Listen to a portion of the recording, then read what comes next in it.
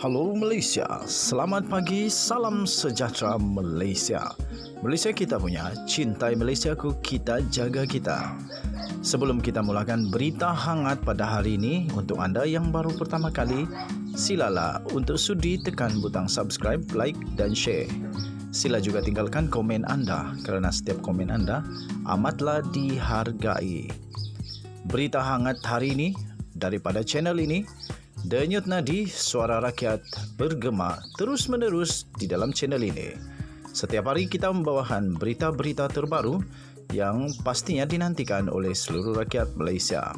Kita akan mulakan berita kita. 1, 2, 3. Berita mula sekarang. Salam sejahtera Malaysia. Selamat pagi tuan-tuan dan puan-puan yang dihormati sekalian. Berita terkini yang amat menggusarkan serta menakutkan, mengejutkan dan juga memberi kesan yang amat mendalam kepada semua penyokong-penyokong Khairi Jamaluddin. Berita dipetik daripada malaysiakini.com bertajuk "Hampir pasti saya tak dapat kerusi selamat," kata Khairi Jamaluddin. PRU 15. Menteri Kesihatan Khairi Jamaluddin hari ini memberi bahayangan bahawa beliau bakal bertanding di kerusi parlimen yang kini disandang wakil parti Bukan Barisan Nasional BN pada pilihan raya umum ke-15 PRU 15. Meskipun kerusi itu belum dimuktamadkan dan masih dalam penilaian pucuk pimpinan BN, Khairi bagaimanapun mengesahkan ia adalah kawasan yang dimenangi parti lawan sebelum ini. Katanya hampir sudah pasti saya akan dihantar ke kawasan yang dipegang oleh parti lawan dan hampir pasti tidak akan mendapat kerusi yang dianggap sebagai kerusi selamat. Katanya kepada pemberita selepas menyampaikan peranti siswa keluarga Malaysia di Universiti Teknologi Mara kampus Seremban di Seremban hari ini. Khairi adalah penyandang kerusi Parlimen Rembau selama 3 penggal sebelum beliau memberi laluan kepada Timbalan Presiden UMNO Datuk Seri Muhammad Hassan untuk bertanding di kawasan itu. Muhammad dilaporkan memberi jaminan akan mencari tempat yang sesuai untuk Khairi Jamaluddin untuk bertanding di dalam PRU 15 dan tidak akan membiarkan Menteri Kesihatan itu hilang begitu saja kerana beliau adalah pemimpin muda yang berkaliber. Khairi berkata beliau sedia untuk menerima cabaran dan menggalas tanggungjawab yang diamanahkan parti, sekaligus menawan kerusi berkenaan dalam PRU 15. Ditanya sama ada kerusi berkenaan adalah di Negeri Sembilan, Khairi yang enggan mendedahkan perkara itu berkata, pelbagai negeri masih belum ada keputusan akhir. Kita tunggu, katanya. Tambah Khairi Jamaluddin lagi, kita semua kena main peranan untuk parti. Kalau semua pergi ke kawasan selamat dan kita tak akan mendapat membawa agenda kita secara luas, jadi kena ada juga yang sanggup pergi ke kawasan mungkin sebelum ini kita tidak menang, katanya. Suruhanjaya Pilihan Raya Malaysia (ASPRM), Suruhanjaya Pilihan Raya ASPR menetapkan 19 November sebagai tarikh pengundian bagi PRU 15, penamaan calon pada 5 November dan pengundian awal 15 hari bulan November. Perdana Menteri Datuk Seri Ismail Sabri Yaakob telah mengumumkan pembubaran Parlimen ke-14 yang berkuat kuasa pada 10 Oktober yang lalu bagi memberi laluan kepada PRU 15 selepas mendapat perkenaan yang di-Pertuan Agong Al-Sultan Abdullah Rayatuddin Al-Mustafa Billah Shah. Tuan-tuan dan puan-puan yang dihormati sekalian, berita ini dipetik daripada bernama dan diterbitkan semula di Malaysia Kini. Apakah nanti akan terjadi kepada Khairi Jamaluddin? Benarkah dia akan mendapat tempat untuk bertanding di mana beliau tidak akan selamat? Kita nantikan bersama-sama drama demi drama di dalam PRU 15 kali ini. Denyut nadi suara rakyat terus bergema di channel ini. Jangan lupa untuk tekan butang subscribe, like dan share. Kita jumpa lagi. Bye-bye.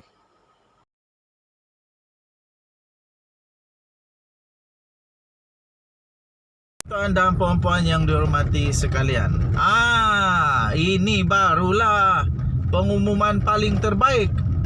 Dikala UMNO masih lagi menimbulkan keraguan kepada pengundi-pengundi Malaysia termasuk saya terus terang, saya mungkin saja undi UMNO, baru mungkin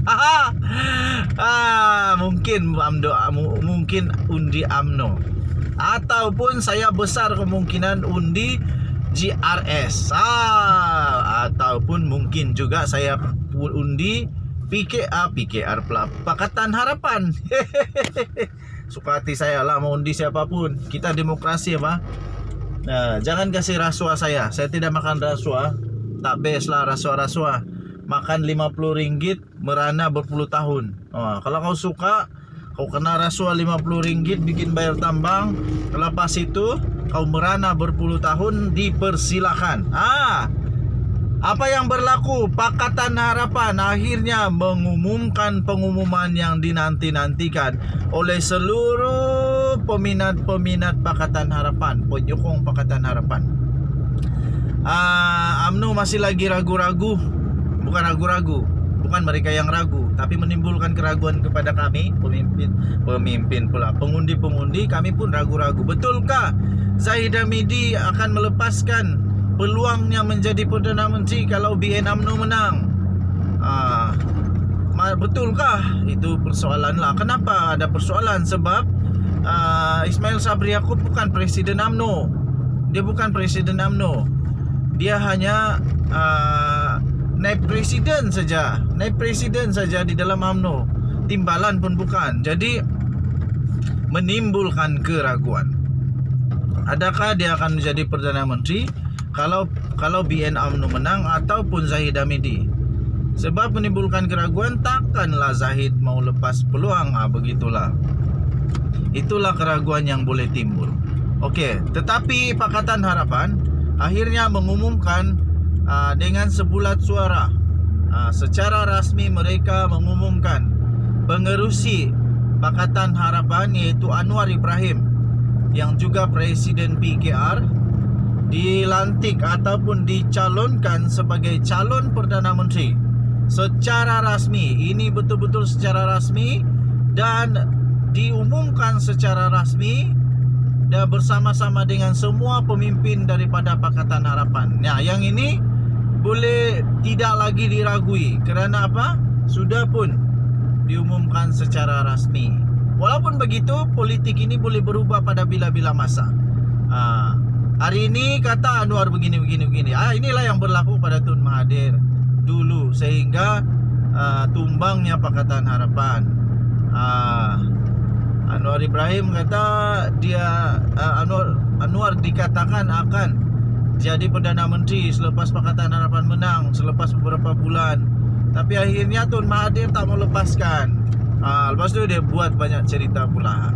Okey, jadi kali ini Pakatan Harapan sekali lagi mencalonkan Perdana Menteri, calon utama, bukan calon utama, satu-satunya calon Perdana Menteri Malaysia Pakatan Harapan adalah Anwar Ibrahim. Okey, adakah dengan pencalonan beliau, bukan calon, adakah dengan menamakan beliau ini sebagai Perdana Menteri sekiranya Pakatan Harapan menang akan meningkatkan lagi peluang untuk Pakatan Harapan menang?